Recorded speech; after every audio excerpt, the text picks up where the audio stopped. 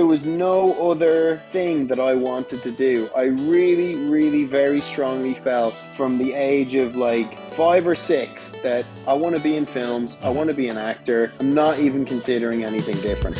Welcome to Story and Craft. Now, here's your host, Mark Preston. All right, here we go, another episode of Story and Craft. Welcome back. If this is your first episode, hey, welcome. Thanks for stopping in and checking out the show. Today, we are sitting down to chat with a very talented Irish actor by the name of Jack Reynor. You might know him from the Transformers. Also, he's in the new Netflix show called The Perfect Couple. And over the last year or so, one of my favorite sci-fi shows, The Peripheral, Amazon Prime Video. Great show. Really enjoyed the conversation with Jack. Cool dude. And today, of course, being not too long after the elections in the United States, and I know many folks who are listening are just like, hey, you know what? I just want to disappear for a moment and just listen to a conversation, a little bit of fun, something light. And I'm so happy to oblige. So thank you very much. By the way, I always mention it, storyandcraftpod.com. You want to find out about past episodes, past guests. It's all right there, storyandcraftpod.com. And the small favor I always request, a very tiny favor, pick up that phone, whichever podcast app you are using. Do me a favor if you would, like this episode, follow the show. Most certainly, every time there's a new episode, you get a notification so you can pop on over and check it out. We got some great episodes coming up, working on getting 2 episodes out per week. We got just so many cool guests about to pop in. I know who they are, but I'm not going to tell you. It's a surprise. Of course, you can also leave a review for the show. I appreciate that greatly. Now, again, Jack Reynor from Ireland. Nice to sit down and chat with a guy who's just laid back like everybody else I have had the good fortune of meeting from Ireland. They're all just kind of chill. They all like a good pint. We talk about that, of course. So let's jump right into it. Today, it's Jack Reynor Day, right here on Story and Craft. How are you doing this afternoon or morning? Well, I guess it is afternoon for you. Well, it's nighttime now. It's 8 p.m. in the evening. Where are you located? At the moment, I'm in London. Yeah, I'm going to be out here just for the next couple of months shooting a TV show. So, yeah, that's what I'm doing. Did you do anything fun or dynamic and awesome over the weekend? You know, here we are Monday, or were you just kind of resting? I was a little sick over the weekend. But yeah, I was a little sick over the weekend, but my wife got into town. She's going to be here for the next few months. So we just chilled out with our dog. We played some backgammon. We watched some movies. That's the way you do it. You know, there's something to be said about just kicking back around the house. So what kind of dog do you have? We've got a Harrier Beagle, so just a little smaller than your typical Beagle. Okay. And he's a great little dude. He comes with us everywhere.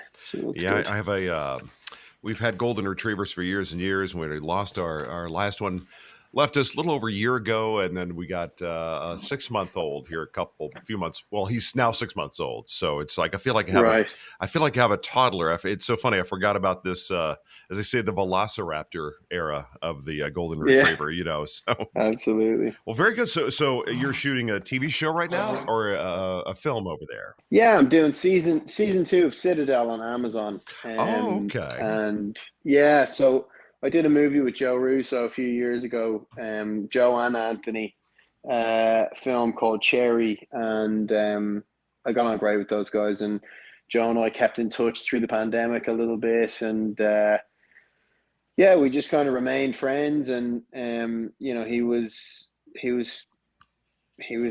generous enough to have me come out and work on the show with him for a couple of months. So it's great to be back in the saddle with him. And Stanley Tucci's on this, who I worked with 11 years ago now. Really? What did y'all work together on? We did a Transformers movie together, which was interesting. He's just got a new cookbook out, I think. If I was doing a film with him, I'd just try to guilt him into cooking something for me at some point. Yeah, or even making you a drink. I'll tell you, that guy knows how to make martinis. Indeed. So where were you originally from, though? I'm Irish. I was born in Boulder in Colorado, but my family had emigrated to America in the 1980s, and they moved back with me to Ireland in 1994. So I was raised Really? in Ireland. Now, what do you call home? Are you Ireland, or do Ireland you? is very much my home. Yep. We just bought a house about a year ago, and the house is less than a mile away from the house I grew up in. That's a full circle thing. Yeah, a 19th century police barracks, which I'm currently renovating and turning into a home. And it's situated on the Blessington Lakes, which is in County Wicklow in Ireland, for any of your listeners who might have ever been over to Ireland.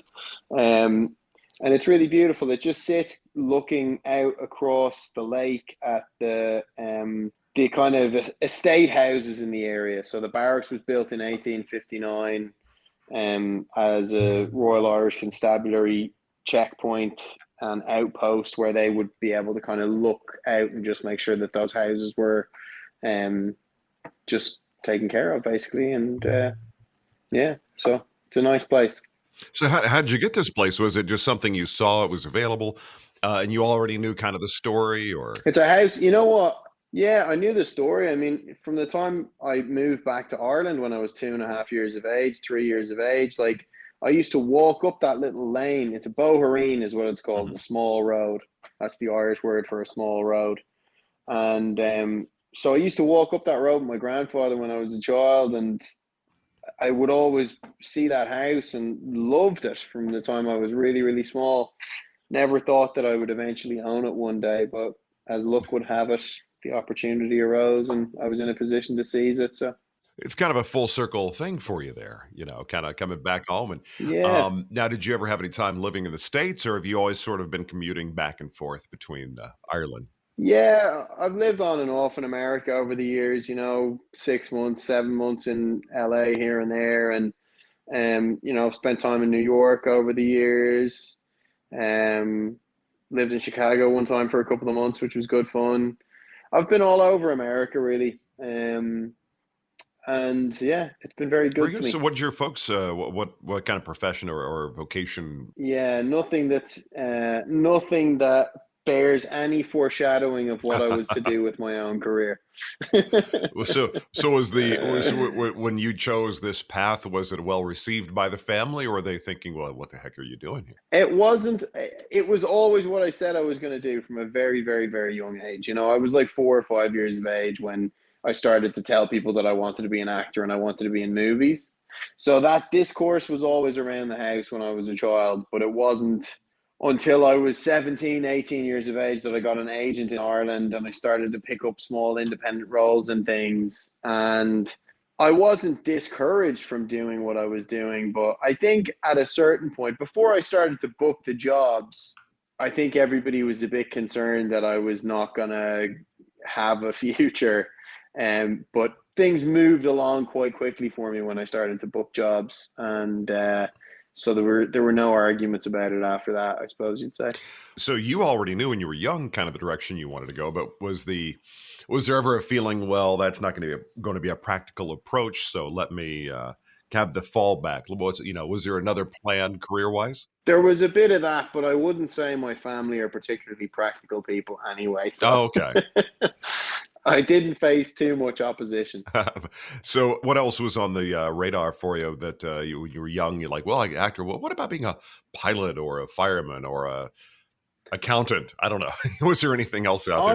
Honestly, and I was just saying this to somebody else. I didn't have a backup. There was no other thing that I wanted to do. I really, really very strongly felt from the age of like 5 or 6 that I want to be in films. Mm-hmm. I want to be an actor. I'm not even considering anything different.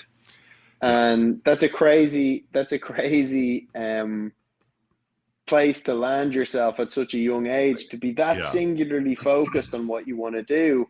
But that was it. There was no, I don't remember ever considering doing anything else. And when I look back now at it, that's insane. It's nuts. I was so unbelievably lucky to end up where I did. Yeah, I felt the exact same way. I remember being 7 years old going, God, I really want to work in radio. I want to do something. Really was theater of the mind, I think. I think it was just the performance thing I was dialed into because I also did acting and other things.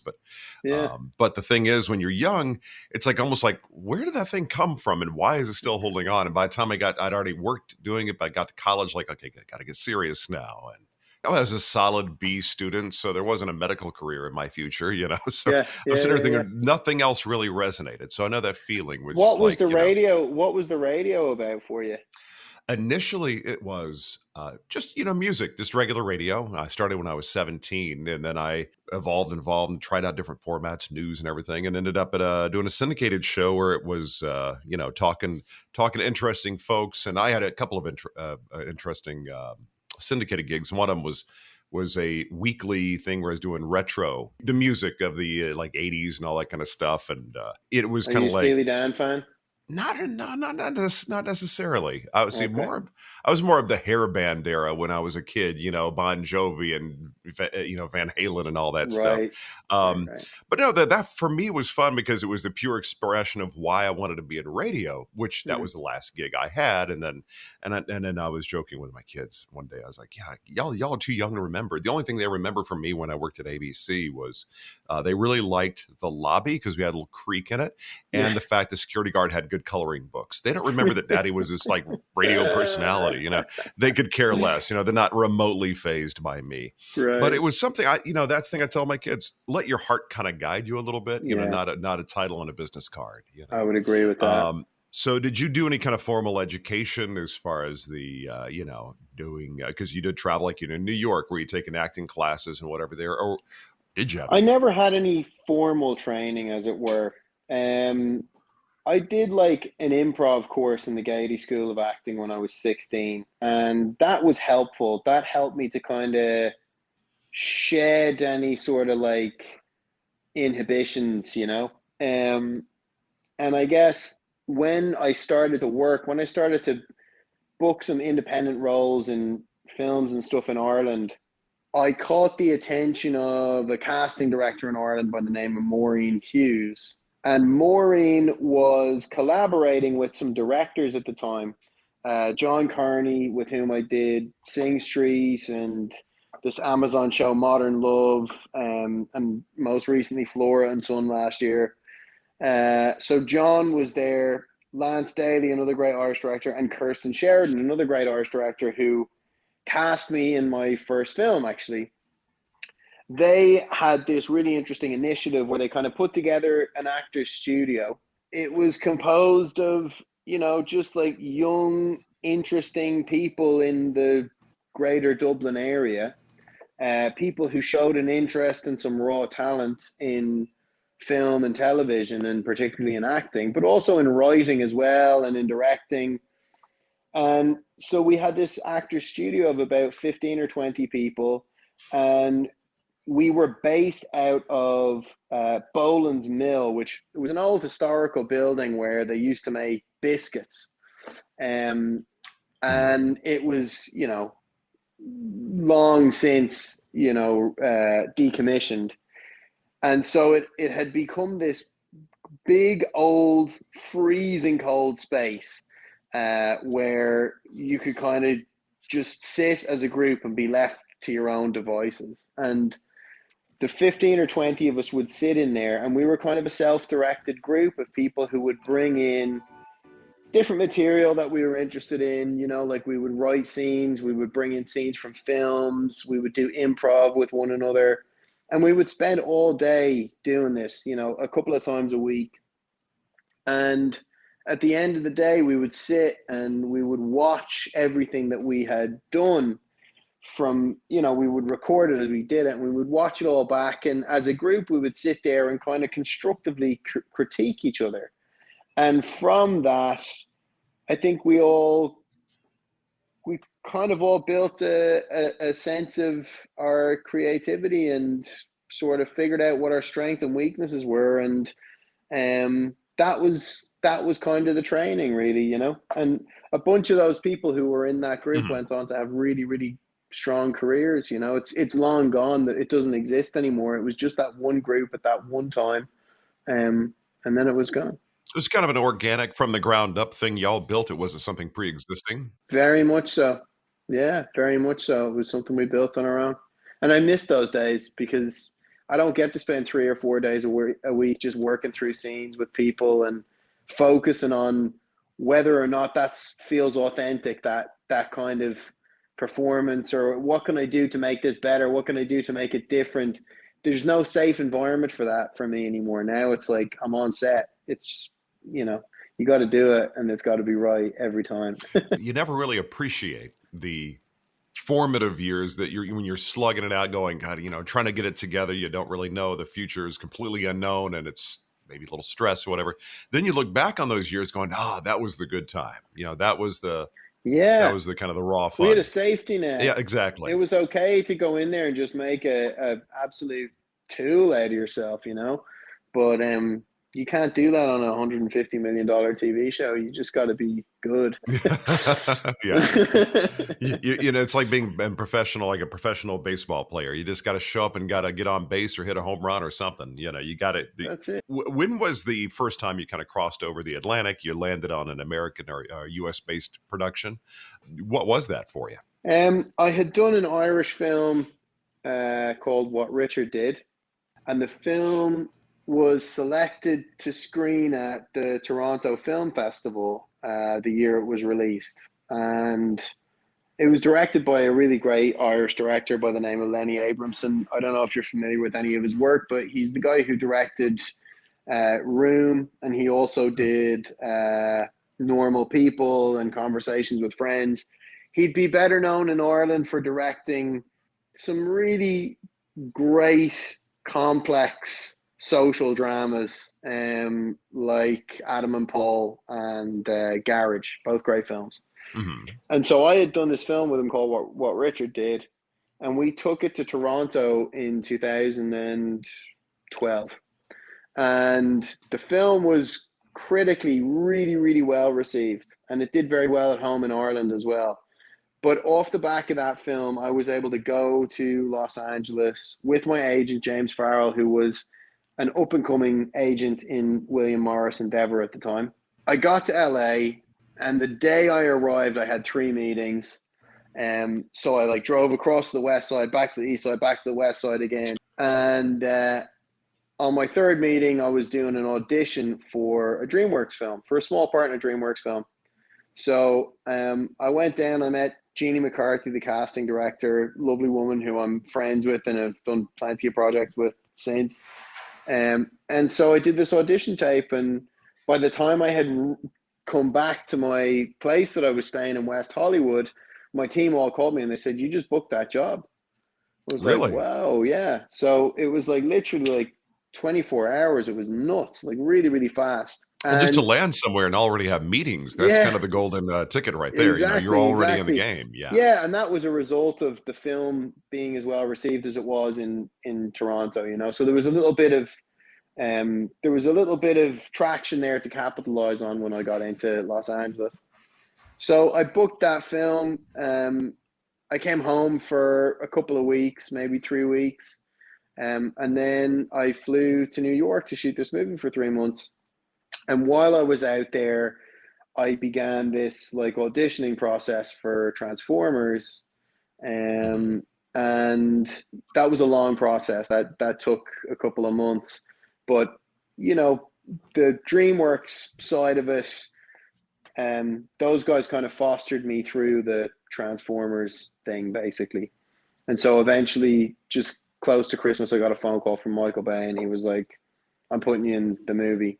So I finished up the DreamWorks film, went home for Christmas, saw my family, basically said goodbye, I'll see you at the end of the year. And then, went and shot this Transformers film. That was when me and my wife met for the first time. And she ended up quitting her job and coming with me to do Transformers for 7 months. We got engaged on that job. And 11 years later, we got married 3 months ago. Wait. So, yeah. Wow. Well, congratulations, man. It sounds like you kind of jumped on a good wave and you just kind of surfed it right out of the gate.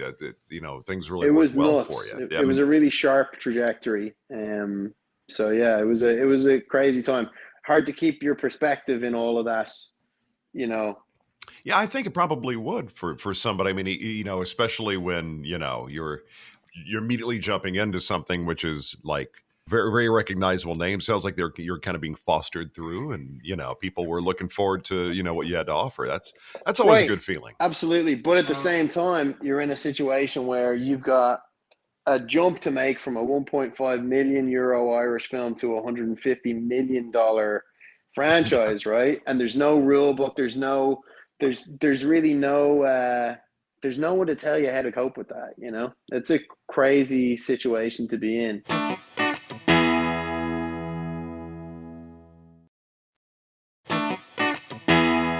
When you were coming up, like, who was your Mount Rushmore? Like, who are you looking at and going, these are the guys and gals or whoever that they have a career that looks it makes sense to me. That's the direction I want to go, the kind of work I want to do, the kind of brand or whatever you want to call it. But who are you looking to sort of for that inspiration or that your theatrical spirit animals, if you will? That's a good question. I mean, if you had asked me that when I was 6 years of age, I always wanted to be Bruce Willis. Die Hard was the movie that made me want to be an actor, right?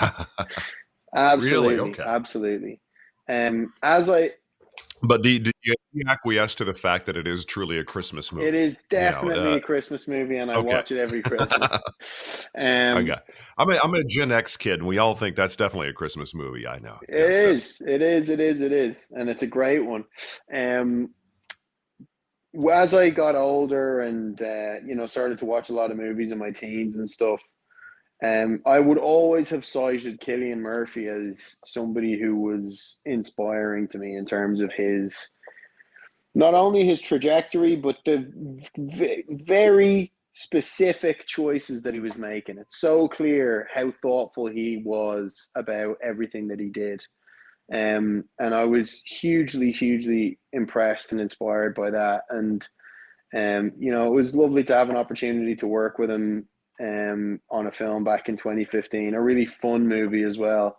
And he's a great guy, and I've always admired his capacity for balancing his values and his personal life with his career. It's amazing the way. Well, that's probably, especially if you're in your if you're in your 20s, earlier 20s, that's hard to do. You don't really realize appreciate when you're really young how important that is to have that balance. Absolutely, absolutely, I would agree with that. And I think, for me, when I was particularly my early 20s, my entire value system was wrapped up in what was the next job that I was going to do. And really, my career was my sole focus. And as time has gone on, and with a few defeats and a few losses under your belt, I think you start to realize that you have a choice to make about whether or not this is going to be your entire life, or whether your value system is also going to incorporate how you really live. And do you want to have a community outside of this business? Do you want to have a life outside of this? And I think that if you want to have longevity in a career in the film industry, probably you do need to invest in those things. I think when you're younger, you can run and do things, and you can have that kind of endless energy. Then you're a little bit older. It's not like you have less energy, just reallocating that energy, to things that make sense, and then you're saying like what you do at a certain age, what your mind is set to. A lot of people in their early 20s are still out there just kind of having fun, but you're locked in I was to very, this very locked thing, in, So because you said your wife, she left her job to go hang out with you, Transformers. She's hanging out with you for 7 months. What was she doing beforehand? What was her vocation? Well, she was a model for a long time in Ireland, and she worked across a bunch of things basically, but she kind of like put things on hold to come out with me on that job. And when we came home 7 or 8 months later, we were engaged. And, it was after that, there was a couple of years where things were pretty crazy with me, just in terms of like a lot of traveling for work, and she would come with me a lot of the time. And I think it was very difficult for her to feel a purpose, Mhm. a personal purpose when she was traveling for my sake all the time. And so she came back to Ireland and started to invest her energy into photography. She's an avid lover of nature and, hiking, mountaineering. She's a really, really adventurous person. So she's She probably, if she likes photography, she's probably, I guess, like an Ansel Adams fan, or kind of the black and white vistas she and might stuff. well be. I know she likes Sebastian Salgado. There's a bunch of people who she's probably much more versed in photographers than I am. She, as I say, she loves nature photography, but she these days she works a lot in film. She actually works on independent films and television and stuff like that back in Ireland, does set Mhm. photography, which is great. So it gives her a flexibility, so that if she wants to come out and visit and do stuff, she still can. But at the same time, she's got her thing at home. She does what she does, which is great. And she's got the puppy to keep her company while you're out And working she's and doing got the stuff. pooch as well. Yeah, Well, exactly. I have to ask you. I always end up bringing food up at least once in the course of whenever I'm chatting with folks. You being from Ireland, Hmm. I'm curious if you were to say quintessential Irish dish, one that may be cliche or maybe not be that well known, but something that like really brings you home. Something that. I mean, nothing brings me home like a pint of Guinness, obviously. But y'all have the The good Guinness over there. I was pints, watching. that's the thing. That's the Yeah, I thing, was man. watching Anthony Bourdain, who's like my spirit animal, and I was watching Oh, him he's when amazing. he went over there, and he was said, when actually they pull a pint at the pub, it just is somehow a little bit different than the Guinness that we get It over here is. or something. It is. The old cliche is that it doesn't travel well. And then on top of that, what people don't realize is that if you're going to serve Guinness in your bar, you need to have the line between the keg and the tap as short as possible. If your Mhm. Guinness is doing loops all the way through your bar from the cellar up to the tap, it's not going to be good. Yeah, it's going to Um, have an opportunity to get warm if it does yeah, that. At least it is certainly, exactly. yeah. The other one is pitchers. There's no such thing as a pitcher of Guinness. Don't ever do that. Mhm. That is for heathens. So Yeah, I've never, even when I was in college, I never liked the whole pitcher thing because there's a part of it that's getting warm, and I like a nice cold beer. I'm the same. I'm the Um, same. but it's funny when I moved to this island, I'm in the very South Texas tip of South Texas. I Right. talk for a living, hard to believe. I know it's a little island called South Padre. We're right across Okay. from like where Elon Musk has his little launch facility thing Right. over there. Of all things on the island, they have plenty of places to get a shrimp basket or seafood or a hamburger, but there's one little place within walking distance, which is handy, just right down the street from me. It's an Irish pub, Yeah. and they actually knock it out of the park. They do a You decent look Guinness. at it and think this is going to be a dive bar, but the food is on point. It's Really? just That's great. proper fish and chips, Scotch egg. They got let's see what else they got. They got well, they have a Reuben, but Yeah. that's it's a little bit different. But still, the menu is surprisingly extensive, Yeah. and it's really weird. You go in there, you feel like, okay, we're not really on the island. We're somewhere, somewhere else. Right. So Right. a little place called Kelly's. I guess it's free That's advertising cool. for them. I'm curious though. So like you're moving along, and I was just watching. The Peripheral. I've seen it once all the way through, and I kind of catch a little bit here and there. I didn't know it was based on a book at first. Yeah. When you got that script, did you kind of understand what was going on, or because sometimes they give you the script and you only get a piece of it? So here's Was the it? thing with the Peripheral. The Peripheral is based on a William Gibson novel. And William Gibson is kind of the godfather of speculative fiction. And he is infamously difficult to read. His work is dense because he's not hugely preoccupied with making it easy for the audience to understand. If you've ever read his book Neuromancer, which came out around the same time as Blade Runner and is also a seminal cyberpunk piece of, creative material, he's like talking about people who are like making phone calls by pressing their tongue to the roof of their mouth. But he doesn't say that it's a phone call. Somebody presses their tongue to the roof of their Right. mouth and somebody's standing there. And it's something that you have to pick up through the repetitive nature of this event happening again and again. Similarly, The Peripheral as a novel, it kind of operates in that same way where like it's difficult to find a way into it. However, once you do, it's a very, very gripping piece of work. I was really excited. I loved William Gibson.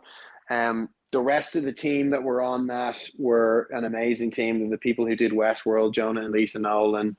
Chloe Moretz was doing the show. I was a big fan of Chloe's. She became one of my best friends, like really, really close. When you think about the nature, though, when you think about the technology, it's a very intricately woven brother-sister relationship there, because, she's, playing you basically at first. It was, I love shows I'm starting to watch that I just like, I just don't get it. Yeah. It's almost like a Philip K. Dick thing, it's like, what's going on here? And then you're in, you've been sucked in. So I think the Peripheral had that intrigue. I think probably as a result of the pandemic, it was very difficult during the pandemic to kind of keep productions on the tracks, and ours was no different. And I think that for that reason, the show probably wasn't as coherent in the final couple of episodes as it needed to be. But regardless, that is what it is. I think for me and Chloe, the big thing was nobody's going to care unless this relationship between the brother and sister really, really works, And I think that it was trying to ground the show in this human drama and the relationship between both of them. If we could make the audience really love those two characters and the relationship and feel how much they care about each other, then on some level it really works, And so we were really proud of it. I think the relationship in the show is partly reflective of me and Chloe's relationship as well. We're very close too. Yeah, I was trying to remember what part of the country is it, like Arkansas, or where was that supposed to take place? I forgot. I'm trying to remember where it takes place in the book. I think it might have been in the show. It became North Carolina. Okay. I think maybe it was Arkansas in the book. I can't remember exactly, but it became North Carolina, and we shot it in Asheville, which sadly is now underwater. That's it's just I was living in New Orleans when Hurricane Katrina happened, and Hurricane Ida. But in looking back, there's so many parallels, and you look and go, these people had no idea what was coming for them, and it was such a beautiful part of the country too. So yeah, really that's really is. You're here, you're working on a piece with, basically born of an author you were familiar with. For you, at least, even it was kind of funny because you have to forget you're still there doing your thing, but thinking really it's Chloe Grace Moretz inside of him. It's very physical. It was, do you like roles like that where there's a lot of physicality? Yeah, it's great. Here's what was really cool about that. So in episode 1, just for your listeners, so basically what's happening is Chloe's character and my character are brother and sister. And my character is basically this guy who's like ex-military. He's a veteran, and he plays video games now for a living. He's making money through microtransactions and stuff in video games, but his sister is much better at the video games than he is, basically. But the video games that he plays are rendered in an incredibly lifelike way. And then basically we get to a part of the story where there's this device that they kind of are given to sort of test out as a beta. And so she plays this game for money. It turns out, in fact, to be an alternate reality. But when she plays the game, she plays as an avatar that is the image of her brother. So when we came to shoot it, I basically had to play Chloe Moretz in my body, right? Did you study her? Did you ever catch yourself watching her facial expression? Yeah. How does she move? Of course. And I sat down with her and I said, hey, do you want to author some of this? Because I've got to play you here. So you got to tell me how you would do this, So she, Vincenzo was our director on the show, but, between the three of us, it was the thing where it's like, okay, well, Chloe's kind of got to direct me a little bit here because she knows her better than anyone else. So we need to get some of that flavor. And that was really good fun. It was an interesting challenge. And she was like, yeah, you should do these little things, but also remember that I'm playing you in the show as well. So you have to play me playing Now my head's already you. hurting. Yeah.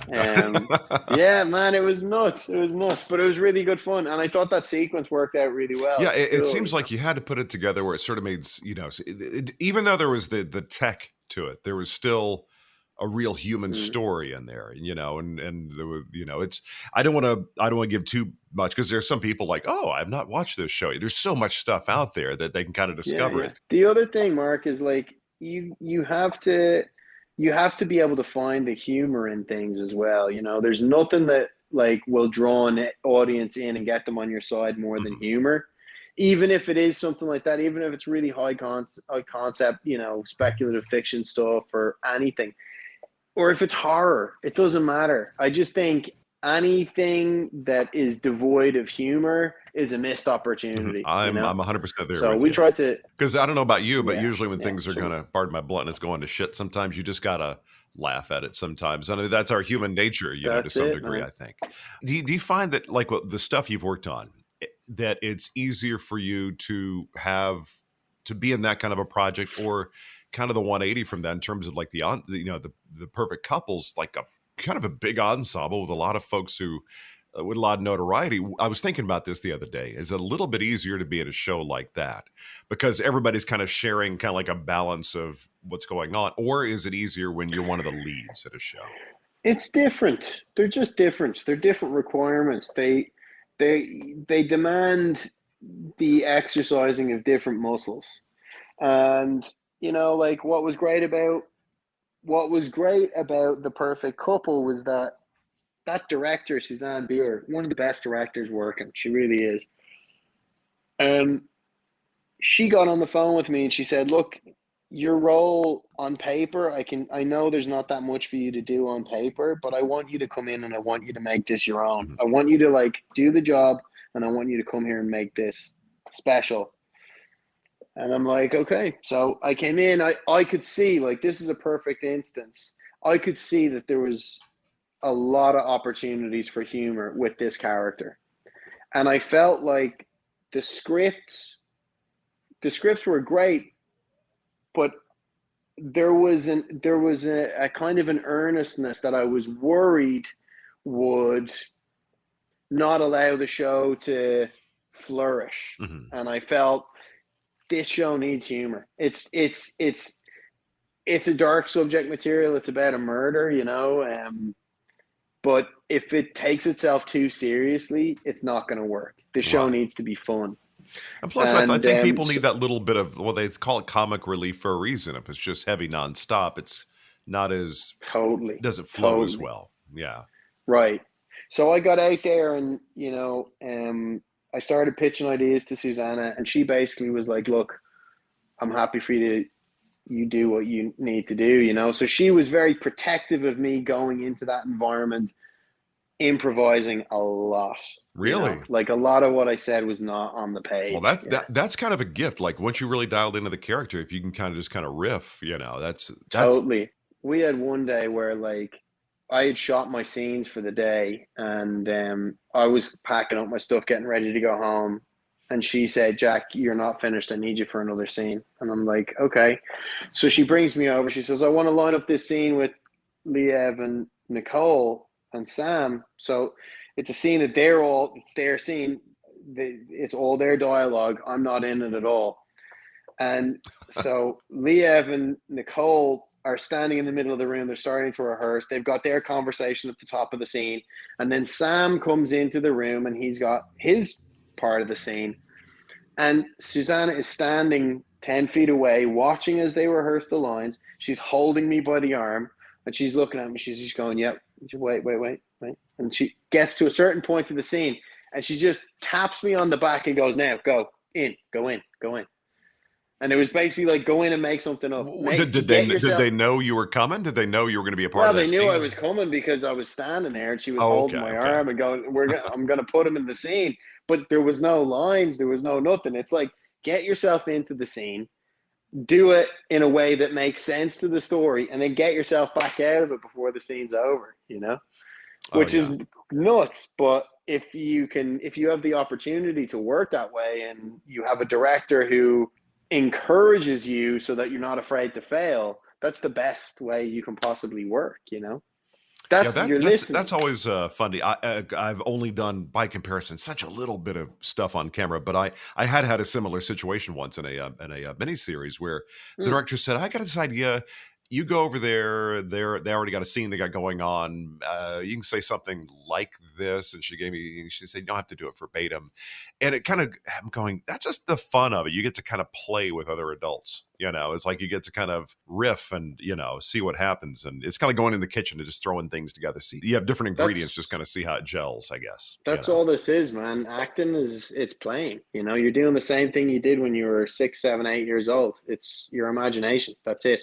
You're just getting paid to do it as an adult. It's the best job in the world. That's to me the got to be the fun part. When you get to the improv, because you're really reacting to the person, Yeah, because you don't know what's coming at you. yeah. Now, I looked at it. It's so funny. I spoke with Michael Beach got a little while back, and I saw that he's playing a. Isn't he playing a He's a like cop in the show.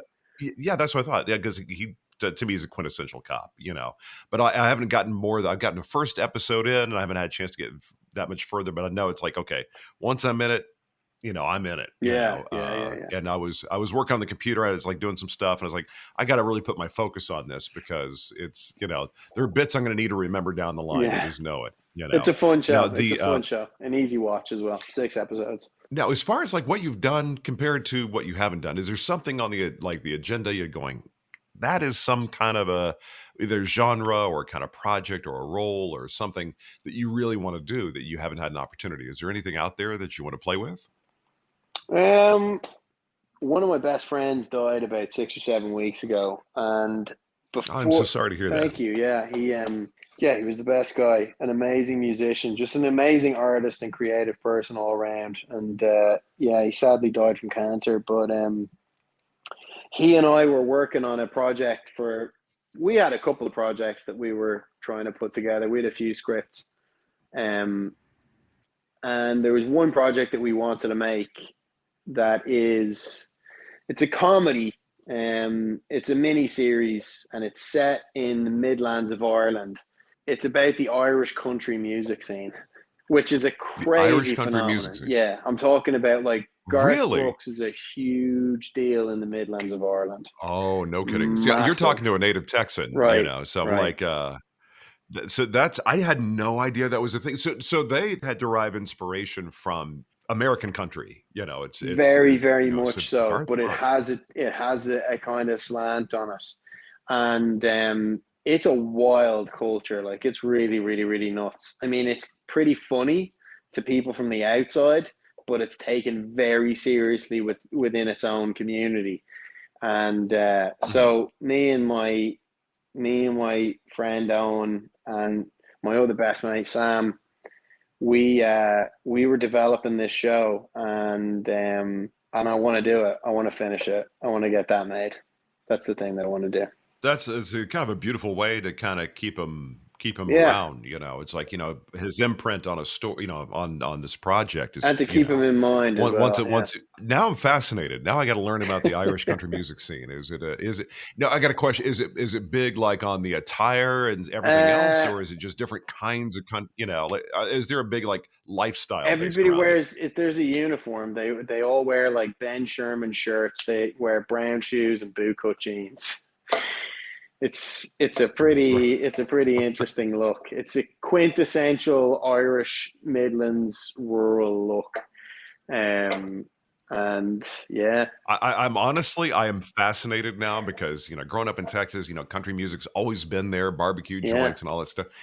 My youngest though, she's all about really, country music. Oh yeah, because she and I are the only ones in the family that listen to it, and so it drives my other two kids crazy when they're in the car and like no right. more country. So as far as what you're up to when you are not working on projects, you, the wife, the pooch, what are you doing to kind of keep yourself occupied? Is there something you could say, this is my hobby, this is my jam, or Yeah, I've got my little workshop at home. I do a lot of different types of little projects. I'm usually out there with a angle grinder and my table saw and my welder doing something. Over the pandemic, I made I made a tiny little Irish pub inside a horse trailer. It has a big stained glass window in it. It's got a wood burning stove. It's got a bar. It's got 2 taps. It's got faux tin ceiling tiles in it. Beautiful embossed peacock wallpaper. It's got proper pub stools, proper pub bench. Beautiful Irish elm table. Wait, this is a horse trailer? It's a horse trailer. It's a 2-horse trailer. Oh, wow. And so it's Do you have pictures of this traveling somewhere pub. posted? I do, yeah. Do I have them posted? I don't know. I must post them on my Instagram. I mean, that's damn near magical right there. I mean, I can imagine. Here's the thing: you could be known as the guy you roll up on a film set with your mobile pub, you know. And well, believe it or not, I actually thought about starting my own podcast, and I was going to do it in my horse box pub because I'll tell you, I've had some seriously heavy hitters come and visit my horse boxes. I've got more than one of them, and now you have more than one of them. I keep making them. Yeah, I can't stop making them. And you know what, man? They're such good fun. And because it's so small and it's got a wood burning stove, you can be in there in the middle of the depths of winter and you're in a t-shirt because it's so hot. But me and like 8 or 9 of my friends will squeeze into one of those with a bunch of instruments. People will have a trad music session in there, you know, or you can sit in there with 2 or 3 people and have a couple of really nice, intimate, quiet pints and really get into a good chat. So I think if I can ever get an invite to that, I'll bring a stack of American country music and some Levi. Well, I'm a Levi's, not a Wranglers guy, you know. So you know, I'll even bring you some boots from Texas, Mark. you know. But I love it.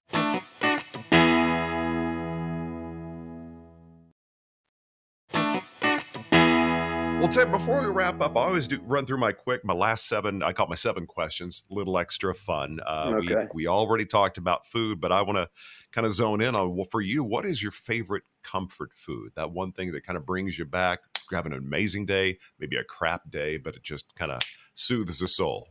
When I come home to Ireland, I pull into Blessington Village and I get out of the car, I go into Hennessy's pub, I sit down in Hennessy's, I order 2 pints of Guinness, one for me and one for Madeline from Ronan, our publican.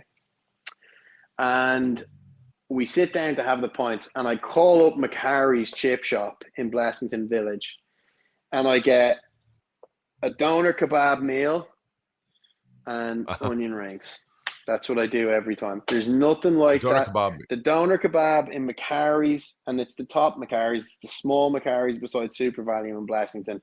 That McCarry's has the best doner kebab on planet Earth. And that is... Isn't it nice that you have that simple thing that resonates with you, that you could show up, you get it, you know, you're... Been doing it my whole life, man. Been doing it my whole life. I don't think anybody goes, oh, I want some English food. No. But they think Irish food. You know, I think Irish, I'm like, yeah, that's...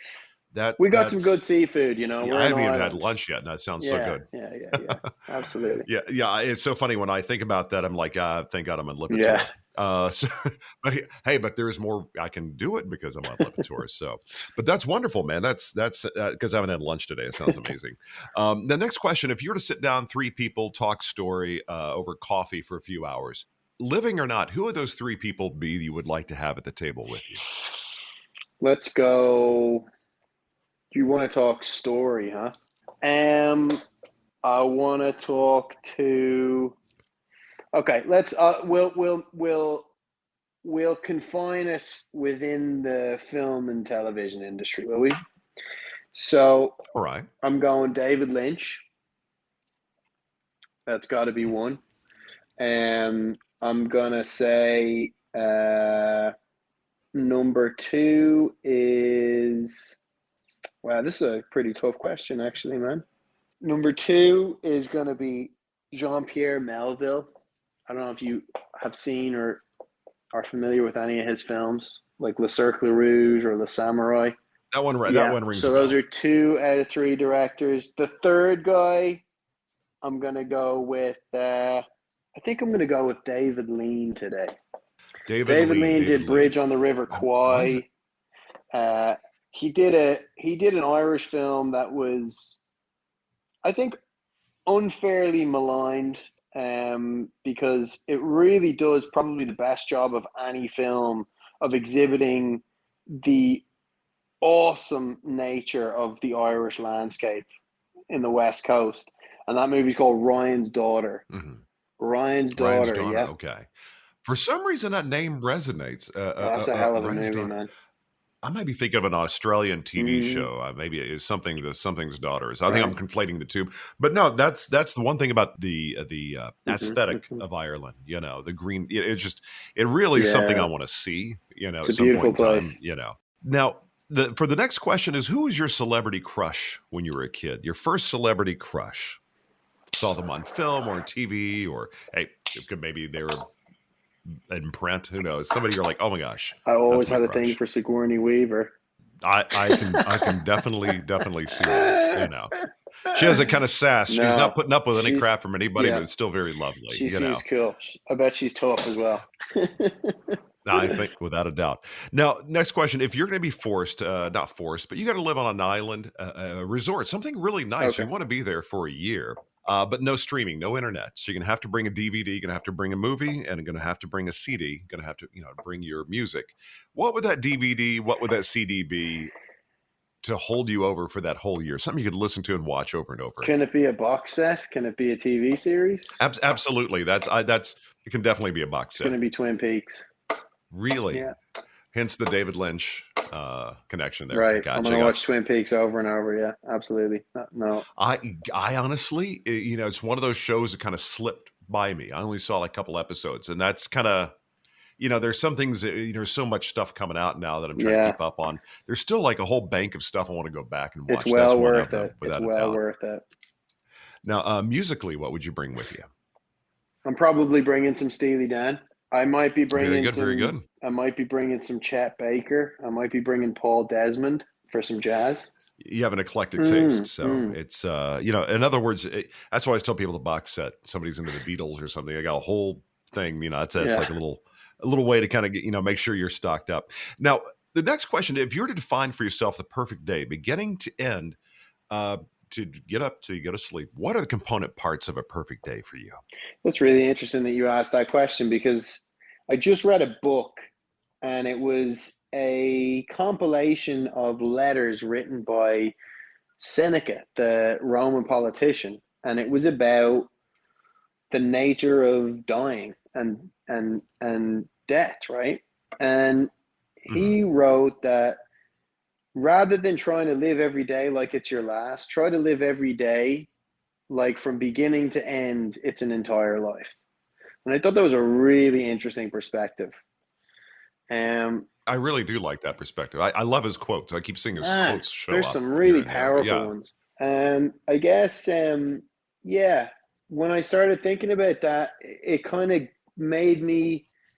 it gave me a little bit more empathy for myself. It made me think, it's kind of like, not just how do you want to live today, but how do you want to live every day? What the way you live your day, what does that say about you as a person, So that makes me want to get up in the morning and eat healthily. Well, that makes you more focused on your habits, the things you do day in and day out that you may not be cognizant focus of. On your habits and focus on what value they have for you, Does that mean you eat clean, or does that mean you exercise in the morning? Does that mean you step outside and take a few breaths of fresh air and have presence of mind? Think about what's actually going on in the world around you. Do you work better? Do you love the people in your life better? So for me, I guess, those are all things that I'm incorporating into my one really, really special day. Time spent well with the people I love. Working well, working to my capacity in a way that is, makes me feel proud of what I do, and then just looking after myself, body and mind, man. That's it. Kind of sounds like you want it's a different recipe every day, but same essential ingredients. Kind of put it together. Very good, wonderful, my friend. Well, last couple questions. Now, of course, if you weren't doing this, we've established that you couldn't imagine doing anything else. But if somebody said, okay, you need to have some other form of earning a living. Being an actor no longer provides for that for you, or that's not even an option. What would that career, what would that vocation be for you? Either I would become a carpenter, or I would teach film at third level. Very good. Now, third level over that would be considered college or university, or okay, Right. gotcha.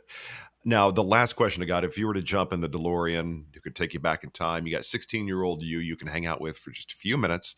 What's that piece of advice, guidance you're offering 16-year-old you to either in that moment in life make life just better, or set yourself on a little bit different trajectory? You think, what would that piece of advice be? I would say, wow. I know it's I hard for would some people say, because they maybe don't want to change the trajectory, but yeah. I remember Neil deGrasse Tyson said I wouldn't change anything because I wouldn't be here, kind of a thing. But Yeah, I mean, that's a cop out. well, he's an astrophysicist. No. He's got his science reasons or whatever. Yeah, But it makes sense. But yeah, exactly. No, I'll tell you what. I would encourage myself at that age to not to rush into adulthood too fast. Not to Just to try to be aware of the capacity that I have now to enjoy this time, and I know this sounds like a total cliche, but just enjoy that. Just enjoy that time. Don't focus so much on the future. Just enjoy that time. It's about having presence of mind. I've had a number of people say something very similar to that because I think it's so easy at that age to always be looking, what's next? Or sometimes certain people, the way they grow up, they're kind of in survival mode. They got to get out there, earn a living. They don't just stop and go, okay, living in the moment should be taught, I think, in school. I absolutely agree with you. And I'll tell you why I'm very, very lucky, because as I said to you earlier on, my career gives me an opportunity to play. I get to have a childhood as an adult, and I'm paid to do it, which is insane. That's how I make my living. I think if I wasn't afforded that opportunity, I think I would be struggling in my life a lot. And so I guess, it is, man. It's so important to have presence of mind, even at a young age. If you can build those skills, that is such a critical thing. It was a very serendipitous destination for you. You landed where you needed to be, So, absolutely, man. Absolutely. Well, my friend, I so appreciate you taking some time out with me. I know the time difference, you being there, it's a later, but thank you. No, it was such a pleasure. One last note: do you have anything in the works for your kind of next release? Yeah, I've got besides Citadel, of course. I've got Citadel, which I'm working on right now, and for those fans of Sing Street and Flora and Son, I've got another film that I just shot with John Carney over the summer. Albeit a cameo for me, but I think it's going to be a really cool movie. It's starring Paul Rudd and Nick Jonas. It's called Power Ballad. Okay. That's going to be a fun movie. So that's coming out TBD next year. So yeah, those are the things that I've got going on. If Paul Rudd, if he just wasn't such a hard guy to get along with, I'm sure but nobody really likes him, I can't think of anything. Anybody universally loves that dude, he's a great guy. Well, my friend, best of luck. I will think of you fondly when I roll down the street to Kelly's and have a proper pint. I will think of you. You do that, and I just got to go find me a doner kebab. Now I got the whole plan working. But all right, but you take great care, and my friend, be well, and hopefully we'll have a chance to catch up down the line. Thank you for having me on the show, Mark. Okay, there you go. Jack Reynor. I enjoyed it. Enjoyed that conversation. I really want to check out his horse trailer pub. I want to see that. I still need to go see if I can find some pictures of it. Now, of course, Jack Reynor, the TV show on Netflix, The Perfect Couple, along with Liev Schreiber, Nicole Kidman. One of my favorite shows from the past year or so, The Peripheral, along with Chloe Grace Moretz. You can check that out. Great sci-fi goodness on Amazon Prime Video. He's also going to be in Citadel. And I'm not quite sure the release date of that. I think it's still maybe up in the air. But check him out. Very talented guy. Enjoyed the conversation. And as always, hey, pop on over to storyandcraftpod.com. You want to find out anything about the show or past guests, or send me a note, you can even send me a voicemail. Go to the site, check it out. And if you would grab the podcast app of your choice, the one you like listening on, make sure to follow the show so you get notified every time there is a new episode. And of course, just like the show, drop a review, helps people find the show and check out the mischief that I'm up to here. Okay, I'm going to break on out of here. I got to get the puppy dog, Ranger the studio dog. You've probably been hearing about him. He's almost 8 months old, 8-month-old golden retriever. A big, fun, hot mess, but he's got to go outside. I'm going to take him out. I want you to have a great rest of your day or weekend or evening, whatever you are doing. As I always say, thank you for making this little show part of whatever you got going on. It is greatly appreciated. All right, I'm out of here. We will talk to you soon for another episode of Story and Craft. Take care. That's it for this episode of Story and Craft. Join Mark next week for more conversation right here on Story and Craft. Story and Craft is a presentation of Mark Preston Productions, LLC. Executive producer is Mark Preston. Associate producer is Zachary Holden. Please rate and review Story and Craft on Apple Podcasts. Don't forget to subscribe to the show on Apple Podcasts, Spotify, or your favorite podcast app. You can subscribe to show updates and stay in the know. Just head to storyandcraftpod.com and sign up for the newsletter. I'm Emma Dillon. See you next time, and remember, keep telling your story. Come on.